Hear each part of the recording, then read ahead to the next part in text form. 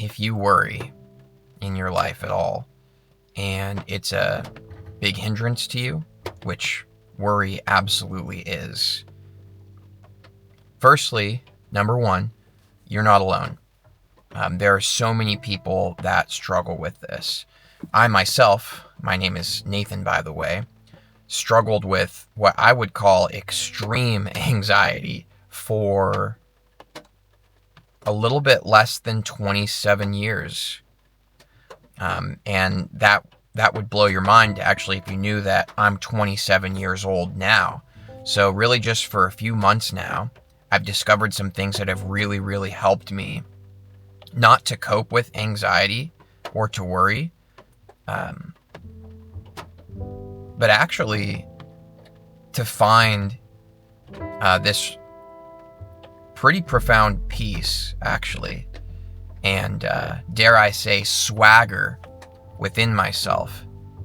And that's actually why I'm here making this video, to share it with you, because I know how debilitating worry is. So whether you worry a little bit or an extreme amount, I really do hope that what I share with you in this video helps you in your life to stop worrying and having so much anxiety about things.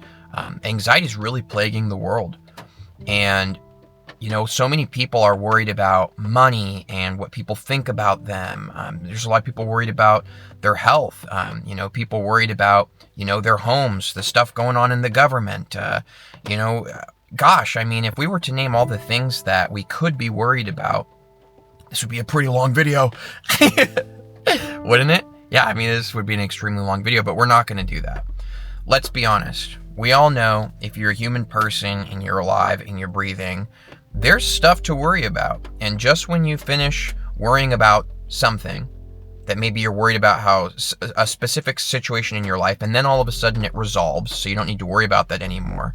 You ever notice what happens? Something new comes and takes center stage for your worry train. It just keeps going and going and going. So I'm really excited actually to share what I'm going to share with you in this video.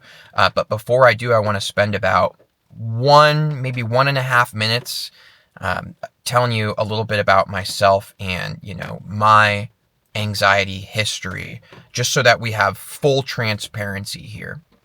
If you were to ask people I went to high school with, did Nathan ever strike you as an anxious person? They'd be like, no, not at all, dude. That dude did not care at all what anybody thought of him.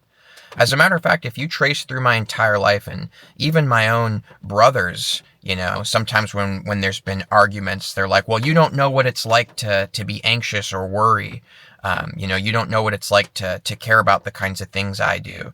And so I think it's really interesting that people would tell you there's no way that dude has been anxious, because to tell you the truth, my character that I was playing, it was a facade. It was a show. It was because I had so much fear and anxiety and worried so intensely about what everybody thought that I had such this facade of chill dude. I'd have my tie-dye on. I'd have that stoner vibe. I'd be like, yo, it doesn't even, like nothing could bother me. When really inside there was this raging storm all the time.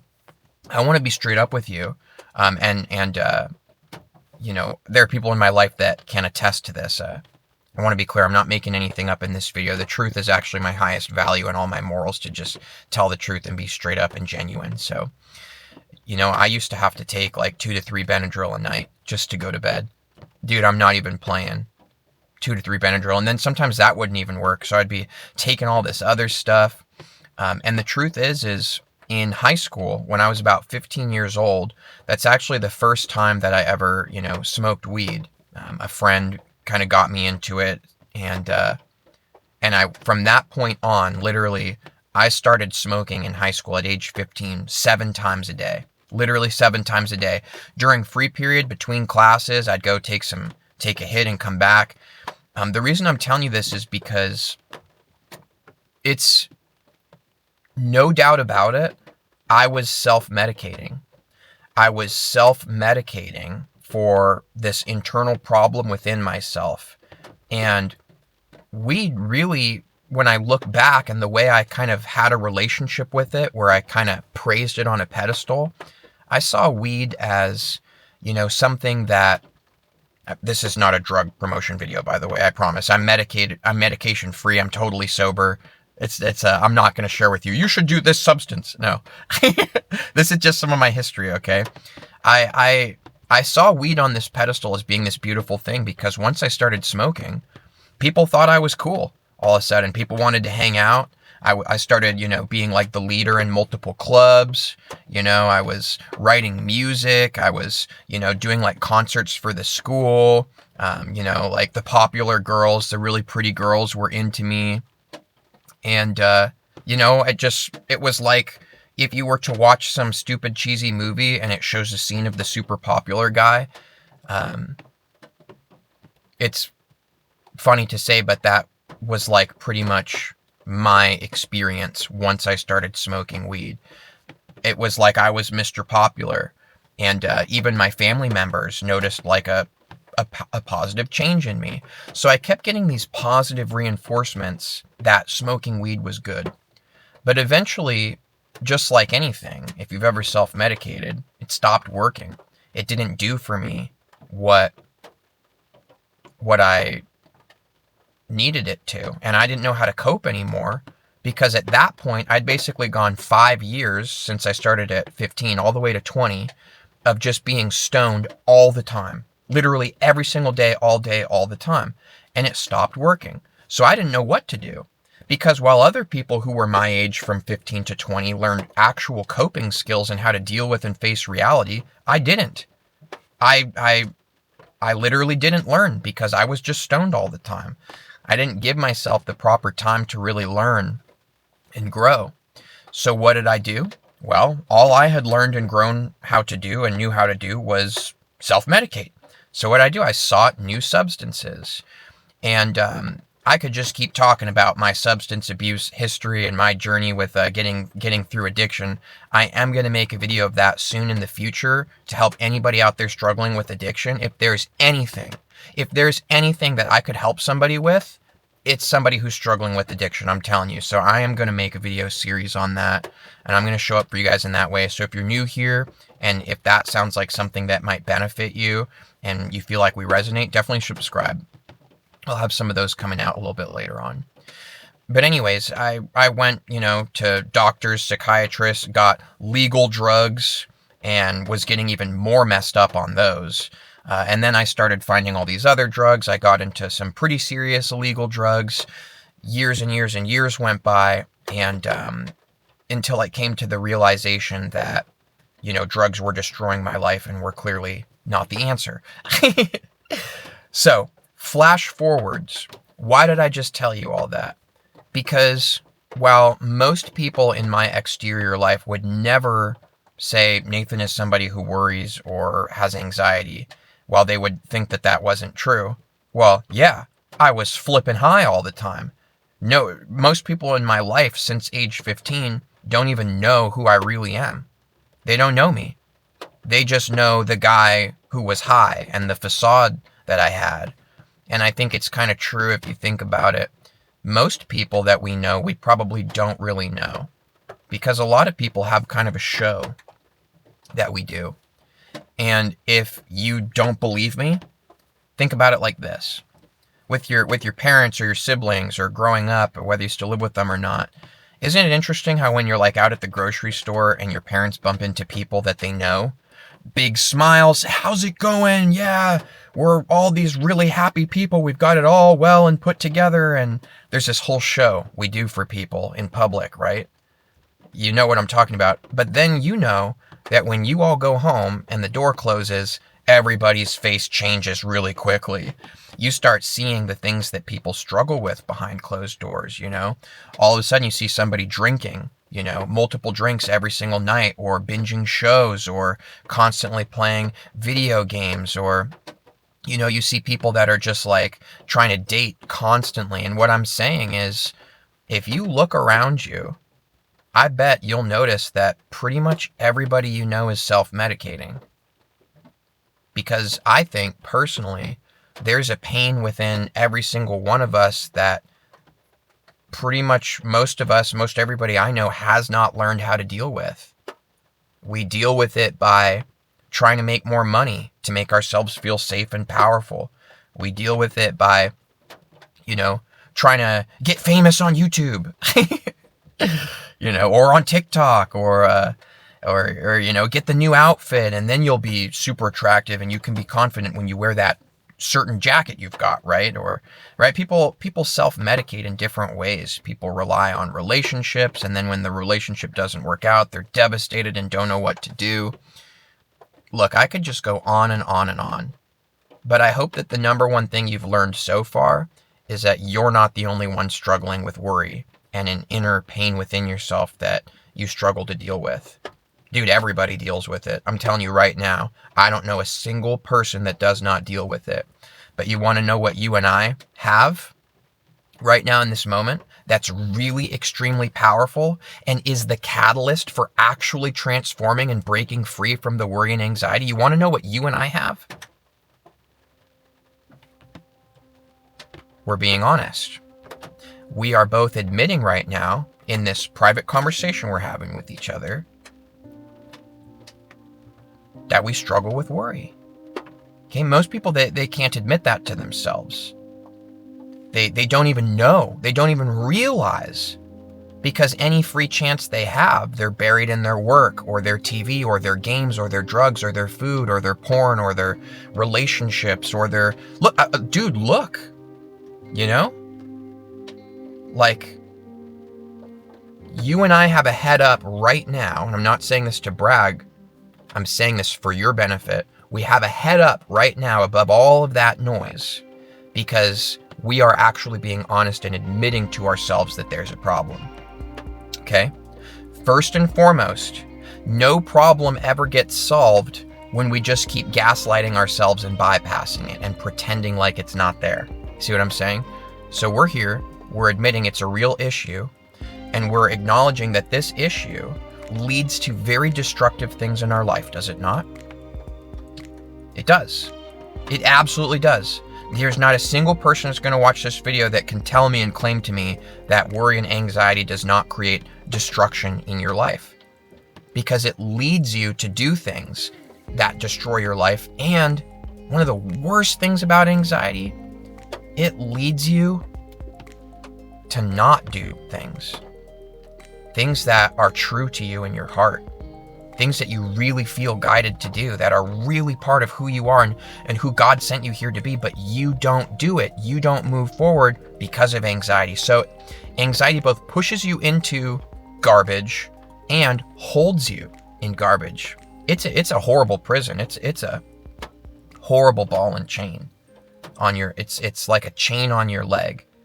And if you're somebody who's kidding yourself into thinking that this is something that you should just learn to cope with in your life, you're in trouble. I say this from somebody who dealt with this for 27 years. You're in trouble. You're lying to yourself. This is not a problem to cope with. That's what society is basically promoting to people is the answer. Cope with it with this new medication. By the way, this medication might actually kill you and also give you diarrhea and heart attack. And I'm just making a joke. That's not really relevant. Here's the reason why you're kidding yourself. Because when you feel that fear in you and that panic and that primordial like stirring of something is wrong, something's wrong,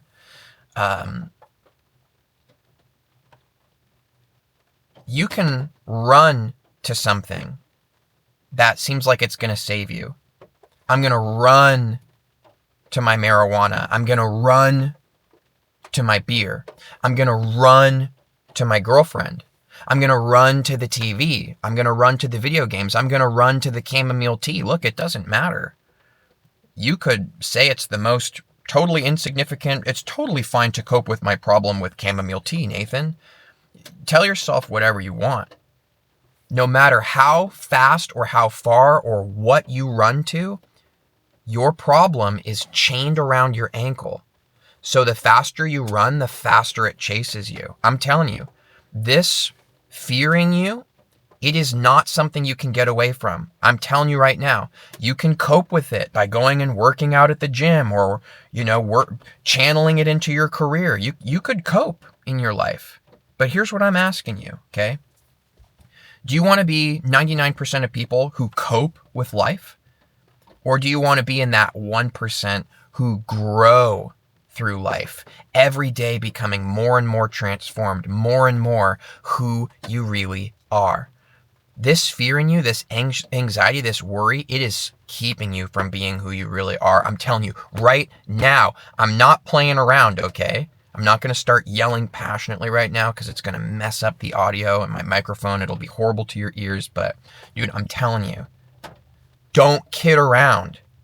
Don't play around, okay? This is a real problem.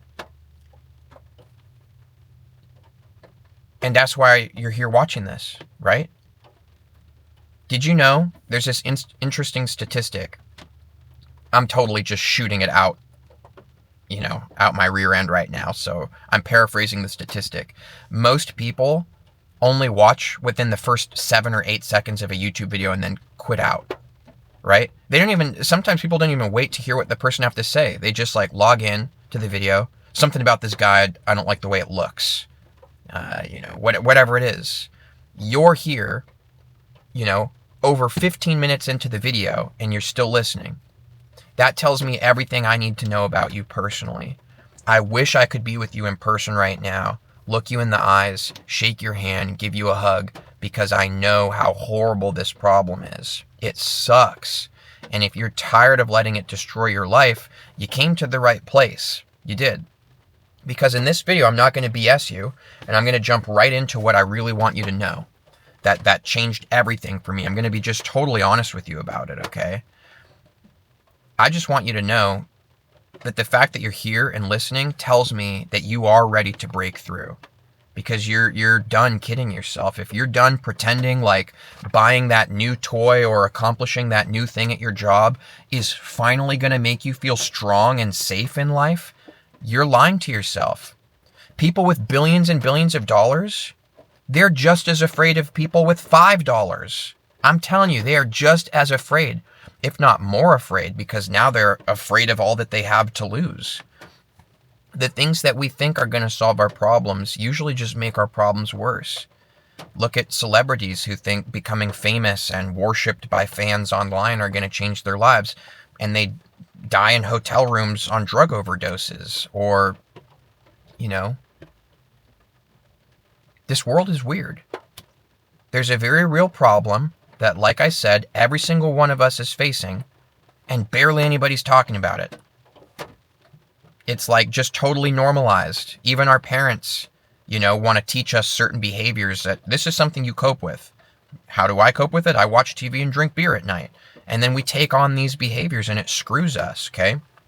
So, now that we've established that you're done with this problem, you need to be done with it. You need to realize, okay? And then I'm going to read you something that totally changed my life. You need to realize that you would rather be free from this problem than treat the symptoms of it. Okay, look at this.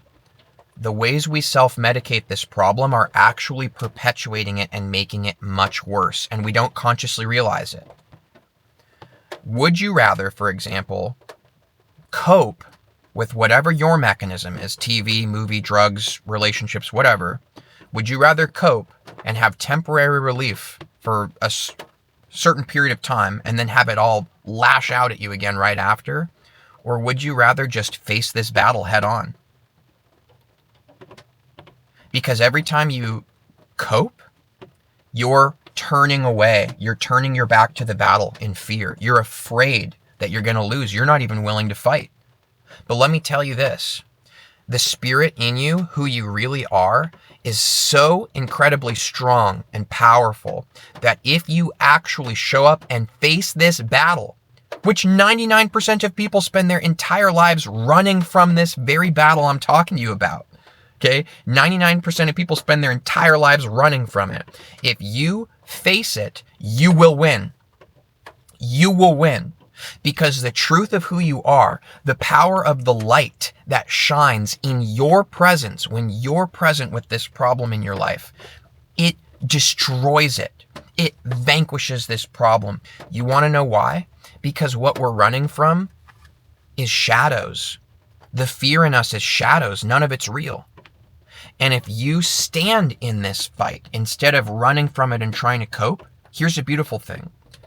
Understand this. You are a light. Now, what happens when you shine a light on a shadow?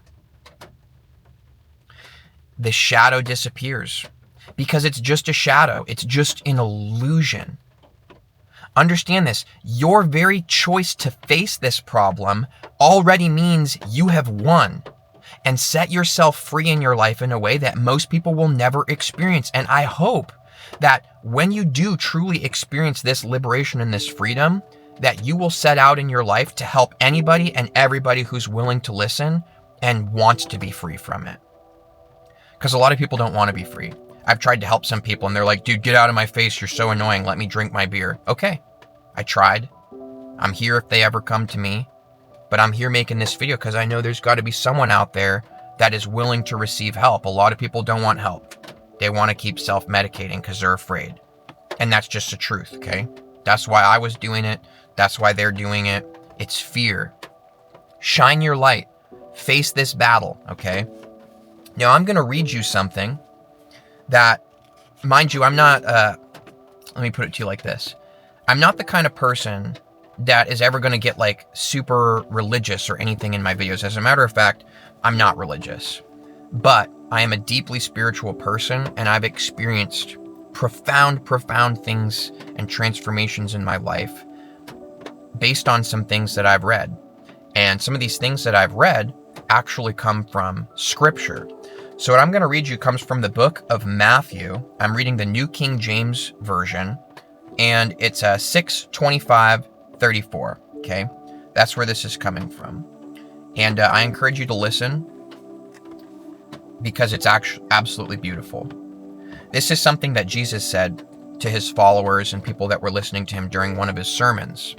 He noticed how everybody was so tortured by worry and fear about things, and it was keeping them stuck in unconsciousness.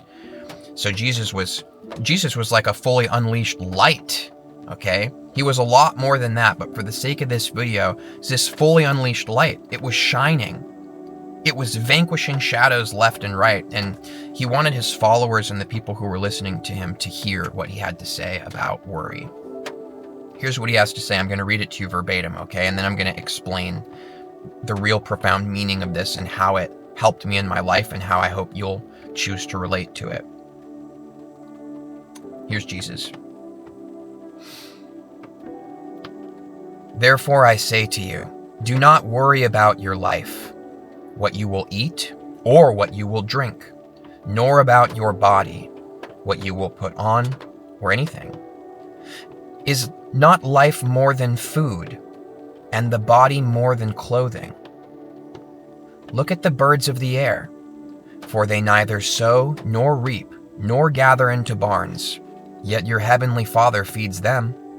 Are you not of more value than they? Which of you by worrying can add 1 cubit to his stature? So why do you worry about clothing? Consider the lilies of the field, how they grow. They neither toil nor spin, and yet I say to you that even Solomon in all his glory was not arrayed like one of these. Now, if God so clothes the grass of the field, which today is, and tomorrow is thrown into the oven, will he not much more clothe you, O you of little faith? Therefore do not worry, saying, what shall we eat? Or what shall we drink? Or what shall we wear? For after all these things the Gentiles seek. For your heavenly Father knows that you need all of these things. But seek first the kingdom of God and his righteousness, and all these things shall be added to you. Therefore do not worry about tomorrow, for tomorrow will worry about its own things. Sufficient for the day is its own trouble. Now listen to this, okay?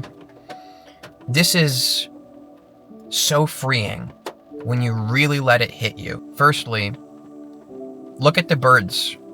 They don't gather in barns. They don't, plant fields and reap for the harvest. They don't do all the things that we do. And yet they are provided for. God provides for them. I say also, this is my own example, look at the trees. They're just sitting there, or are they standing? What's your vote? Are the trees standing, or are they just sitting there? What are they doing? Are they standing or sitting? They don't even really do anything. And they're completely taken care of. We've got squirrels completely taken care of, rabbits, dolphins, whales, fishes. Dude, grass is taken care of. What has happened to humans psychologically that we think we are so separate from everything else of God's creation that God would not take care of us? It doesn't make any sense. And if you ask me, what happened to us psychologically is we as a species began to allow ourselves to be driven by fear. That's what happened to us. We've allowed ourselves to become driven by fear. If you look at everything else around you, it's not driven by fear. It's just being. It's just living, existing, breathing, soaking in the sun. But humans are frantically running around like headless chickens. Oh God, I'm not going to be taken care of. Everything's going to fall apart if I don't do this. Or, oh my gosh, what did Joseph and Jeremy say about me behind my back at the park today? And like, what? It's nonsense. It's fear.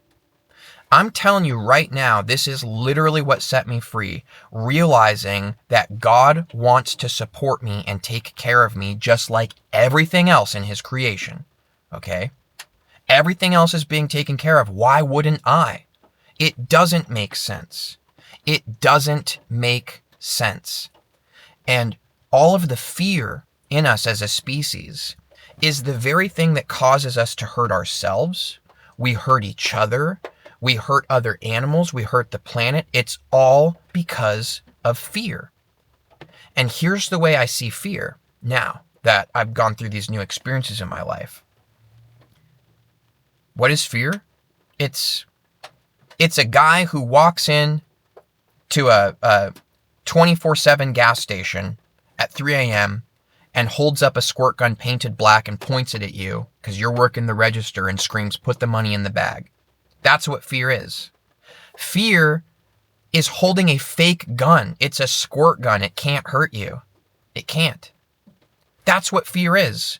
It's a fake gun being waved around. It's a dude pretending that he has some kind of power over you that he actually doesn't. And the moment you realize this, that all of your fears and all of your worries are literally just a squirt gun painted black, a dude freaking out, your whole life's going to fall apart if you don't concern yourself with what those people are saying and thinking about you.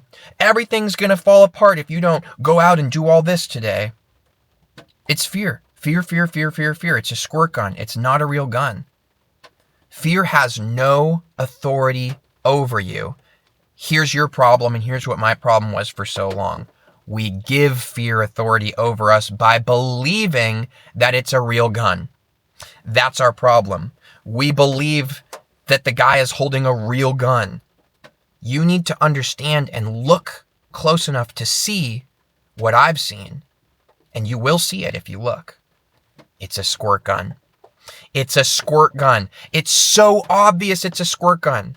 They didn't even paint it black in a very effective way. You can even still see some of the orange tip. You can even still see some of the colors on the side. It's clearly a plastic squirt gun, dude. Look and you'll see. But here's what happens when we feel fear. We don't want to look because we're scared. We turn away. Please don't shoot me. Please don't shoot me. And then we reach for our drugs and our TV shows and, these false things we think are going to help us. We're like, please don't kill me. Oh God, I'm trying to, That's not how you win the battle against a squirt gun. Do you see how eating, binging food, watching porn, taking drugs, trying to get more money at your job, do you see how this makes no sense? Do you see this?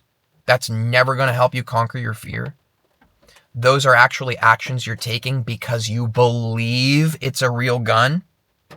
Therefore, your entire life is being driven by fear until the very moment you truly see what fear really is. A lie, a big fat lie, and it smells. It's a smelly lie. It's a deceit.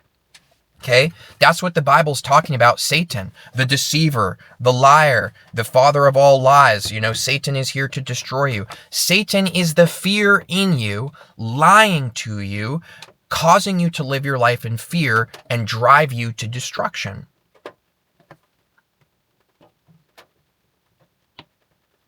Guys,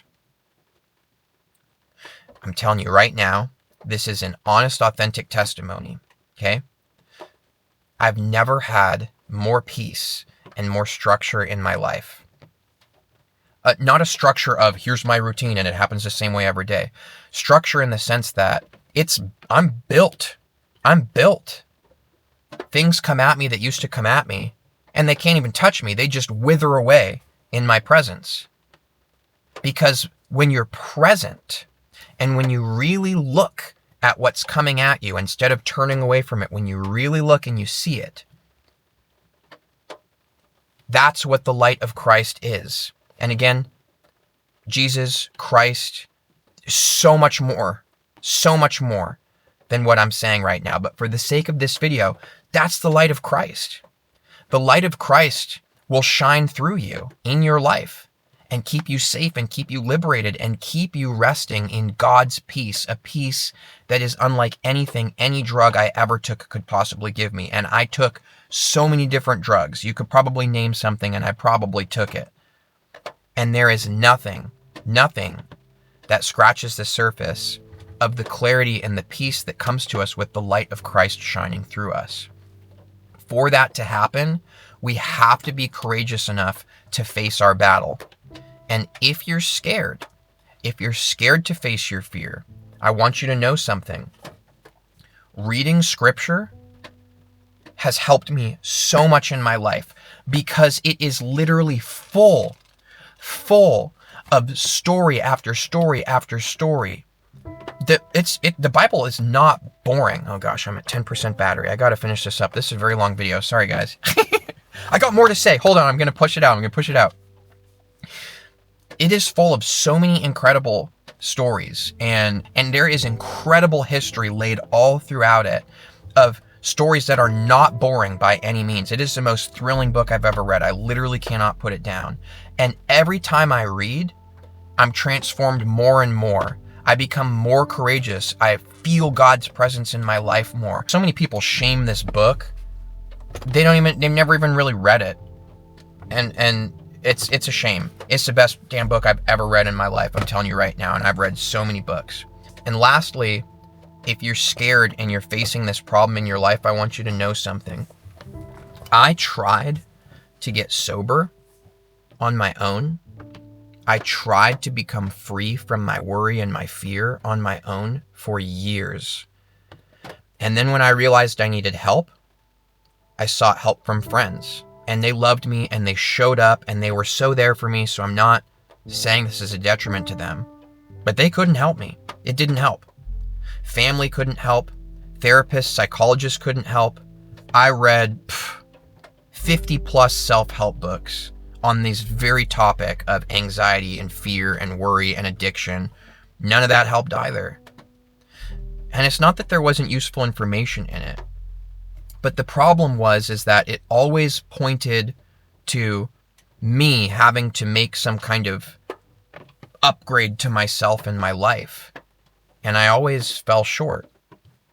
And it just made me more fearful that I wasn't good enough. Why am I telling you this? Look, I just want you to know the truth. I couldn't become free of worry on my own. I couldn't do it. Even with the right information from authors who really articulated it clearly, I couldn't do it. I couldn't get sober. I couldn't become liberated. I couldn't really feel the presence of God no matter how much I read from other people who did, telling me what I need to do and be present and, be present with your pain. And it didn't matter. I couldn't do it. And nobody else could help me. except for Jesus. And I know that might sound weird to you and might sound like mumbo jumbo theological doctrine, but it's not. It's the truth. It's the truth. On my life, it's the truth. I didn't even have life until Jesus came and started helping me. I was dead until I met Jesus. It's just that simple. I was a walking bag of unconscious fear and pain. And once Jesus came to me, I was ignited to life, and I never knew how dead I was before him. Ask for help from Jesus. Jesus will help you. This is Jesus' promise to us, and I want you to know he's faithful. And as you read through scripture, you'll see that, but you're only going to really tap into it when you step out on a limb faithfully in your life and ask for his help. It's Jesus' promise to us. If we come to him for help and we admit that we need him, then he will help us. And I'm living in my life right now, not on my own strength, but on Jesus' strength, God's strength. The peace I have, it's not my own. It's God's peace, and it's given to me through Jesus. And I know that that doesn't make sense. Trust me, I know. I don't know how to explain it. All I can do is just tell you the truth of what I've experienced. Call out to Jesus. Ask him for help today. What do you have to lose? Do it in private. You don't have to do it in front of your family and friends if you don't want to. You don't have to go on the internet like I do and tell everybody, Jesus saved me. Okay, that's what I'm guided to do because I want to help as many people as I can because suffering sucks. But you don't have to do any of that. You can do this in private. And what do you have to lose? You call out and you ask Jesus for help, he will come. And here's what's called the skeptic's prayer for God, okay? You simply go do this in private, do it alone in a place in your car, in your room, away from anybody, out in the nature, whatever you want. Just simply say this, God, if you're real, please prove it to me. Please show me something in my life, make it undeniable that it's coming from you. Every person that I have told to do this, that has done it, has had the most extraordinary sign take place for them. And I would literally tell you about that, but my camera is about to die. So I think I'll make a video in the future too, because that's a cool conversation about amazing and incredible signs from real people's lives that happened when they called in Jesus and asked God for help. It comes. It has come for every single person who has ever truly asked. And that's why God says, ask and you shall receive. And if you ever wonder why you haven't received certain things in your life, it's probably because you haven't asked God, period. And if you want to hear a recent video I made, I'll tag it right here, how praying to God completely changed my life. I actually share in that video prayers that totally worked and totally strengthened my faith. And I hope that it strengthens yours and it brings you to start a conversation and relationship with God. It'll change everything for you. If this video helped you and you know somebody that you think might like it, thank you for sending it their way. Thank you for giving this video a thumbs up so it can reach as many people as possible. And I really appreciate you a lot. Much love, and see you soon. See you in the next video.